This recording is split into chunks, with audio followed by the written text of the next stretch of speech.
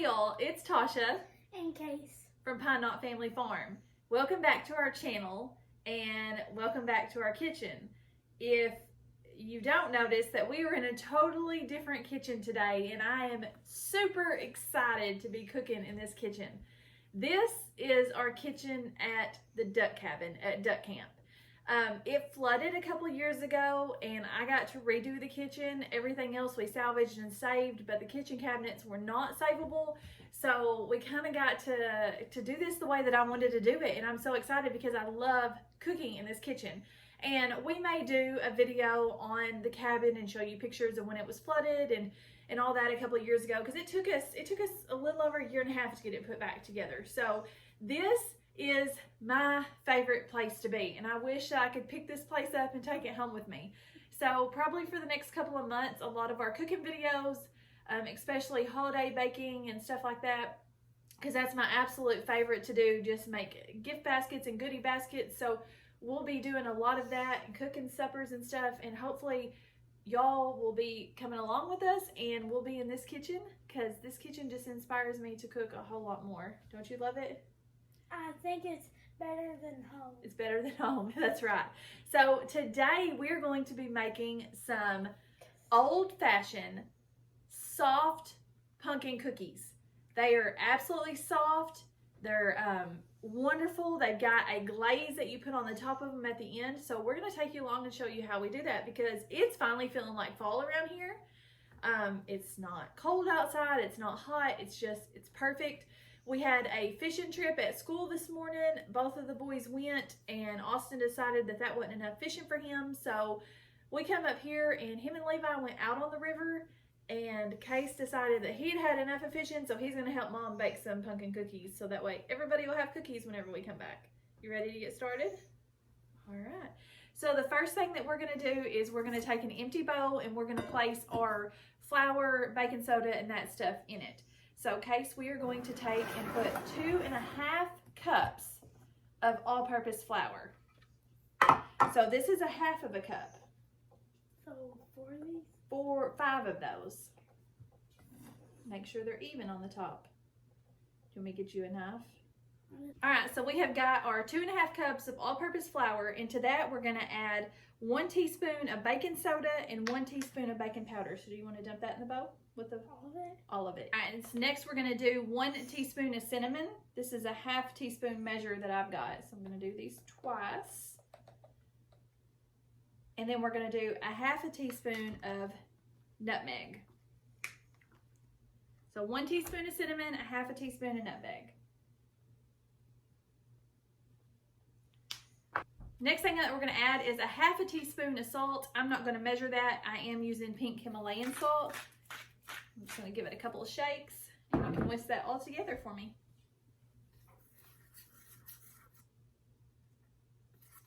Next thing that we're going to do is we're going to add 1/2 cup of butter. Now mine are in 1/2 sticks here, so that would be 1 stick of butter, and it needs to be soft at room temperature.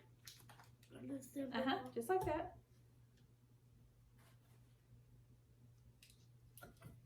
Oh. Yeah, just hold it over the bowl. Okay, while Case is washing his hands, we're going to add 1.5 cups of sugar to that soft butter.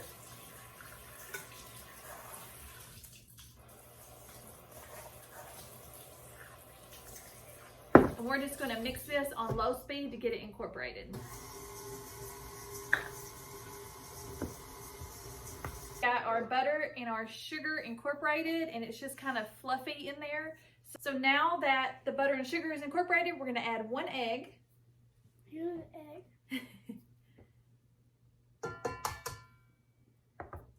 So Case got the egg into the bowl, and next we're going to let him put 1 can of pumpkin puree in there. So you want to scoop all this out into there? All of it. All of it. All of it in there. And I'm going to do 1 teaspoon of vanilla. This is our homemade vanilla extract. It's been sitting on the shelf for a while, so it should be good and flavored.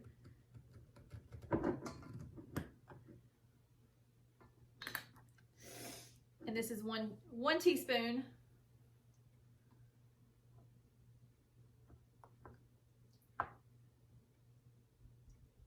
Oh man, that vanilla extract smells amazing, y'all. If you haven't caught my video on how to make homemade vanilla extract, I will try to link it above here or put it in the description below. Make sure you go check that out because this is a great way to have natural, organic vanilla, not imitation vanilla, and to save a whole lot of money while doing it. Getting it out of there.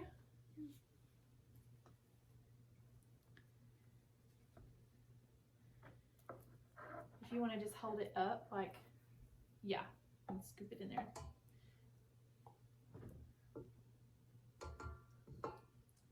Well, I think it's very important to get kids in the kitchen with you, so this is great that Case wanted to join me today.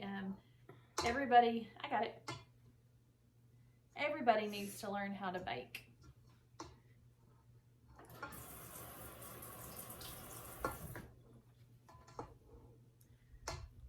And we have got our oven heated to 350 degrees. Up here we cook on gas, a little different than home because we have an electric stove at home, but it is 350 degrees preheating. Can I get the rest of it out for you?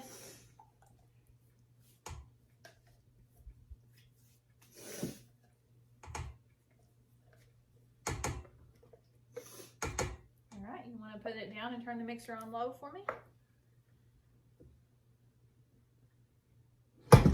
It's fine. So we're just going to let this incorporate for a couple of minutes. And it's pretty runny at this point. So you want to dump a little bit of this in here. We'll probably do 3 times. Here, you may want to add it this way. Like scoop it in there. It might be a little bit easier.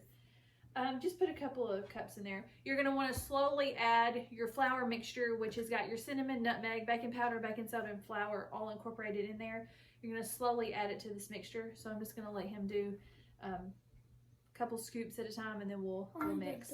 Okay, you put the mixer down and mix it just a little bit. On 2? Yep.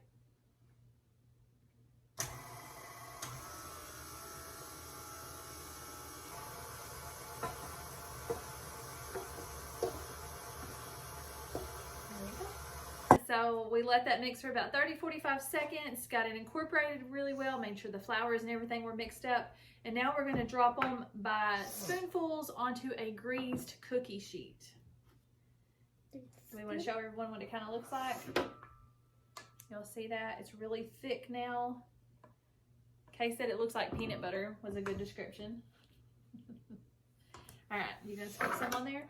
To right there, because these will spread. Good job. Go ahead and get you another scoop. And put it about right here.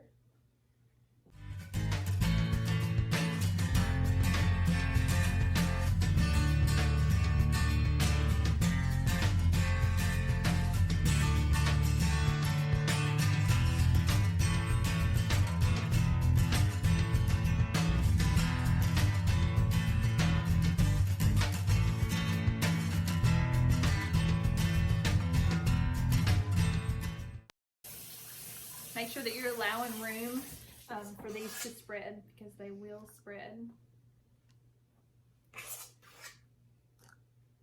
Make sure you got an oven at your house. Make sure you have an oven at your house. Yes, that's a very good point, Kay. You wouldn't get very far without an oven, would you? Can't use it in the microwave. No, you can't microwave these. Alright, so we've got 2 cookie pans full and we've still got some mixture left. We're going to cook these and then we'll swap out the pans. My recipe says, I've got marked at the top that it makes around 36 cookies, give or take, depending on how big you make them. But we're going to stick these in the oven and we will show you what they look like when we get back. Yeah. I absolutely love cooking on gas. It just takes some getting used to going back from electric to gas.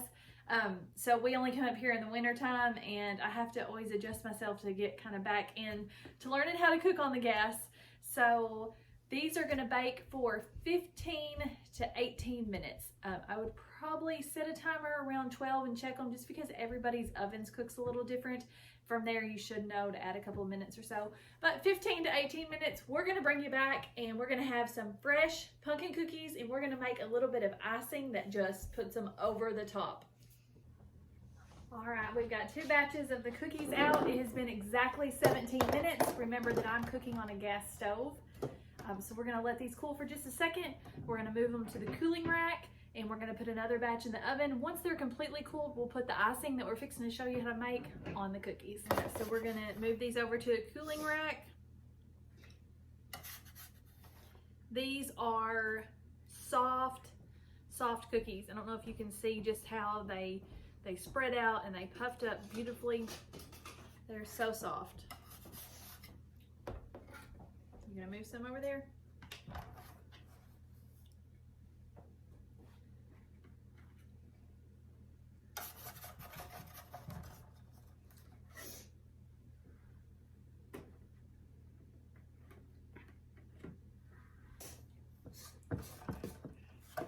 I'm gonna work on getting another batch of these in the oven. So now we're gonna make the glaze that goes on top of these cookies. So we're gonna take 2 cups of powdered sugar, and that's 1 cup each. Case just put in the 2 cups of powdered sugar. To that, we're gonna add 3 tablespoons of milk. 1, 2, 3. And do you wanna go grab the butter out of the microwave that we melted? 1, yeah, you can pour it in there. 1 tablespoon of melted butter. Right here, no, right here. All of it? All of it.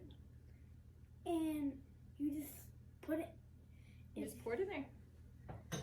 And then lastly, back to the homemade vanilla here. We've got, use whatever you've got on hand. 1 teaspoon. I'm just gonna eyeball it. Oh. All right, so take this whisk and just lightly start mixing all that up. Go on to the next thing, Mom. I'll do this. And you may have to add just a splash more of milk to get the consistency where it's spreadable. Okay. All right, you're looking for nothing that's super runny, just a real nice thick consistency there. That looks like milk. So we have got some cookies that are completely cooled off.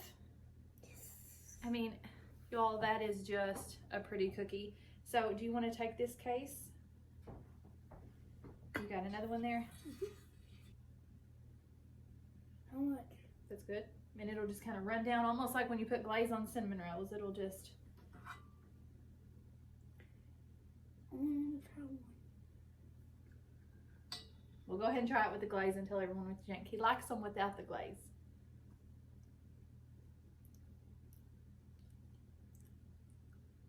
Without the glaze. You like them without the glaze? Don't do mine with glaze. Don't do yours with glaze? Okay. Well, we're just gonna keep adding the glaze to these cookies. I'm gonna let Case finish glazing these cookies. It's a really good job for him to do. He's enjoying it.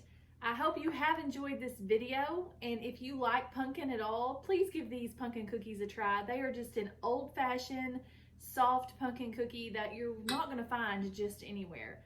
So they're great for the holidays. Everybody absolutely loves them when I make them. If you like this video and like our cooking videos, give us a thumbs up, hit that subscribe button. And if you have made these cookies before, or if you give them a try after this video, leave me a comment, because I would love to hear how you enjoyed them and how they turned out for you. So we appreciate and we love each and every one of y'all for watching our videos. They already taste amazing. And if you've got kids or grandkids, this is a perfect recipe to get them in the kitchen, let them get their hands involved, and they will have a blast. And until next time, y'all have a great one. Bye. Bye, and God bless.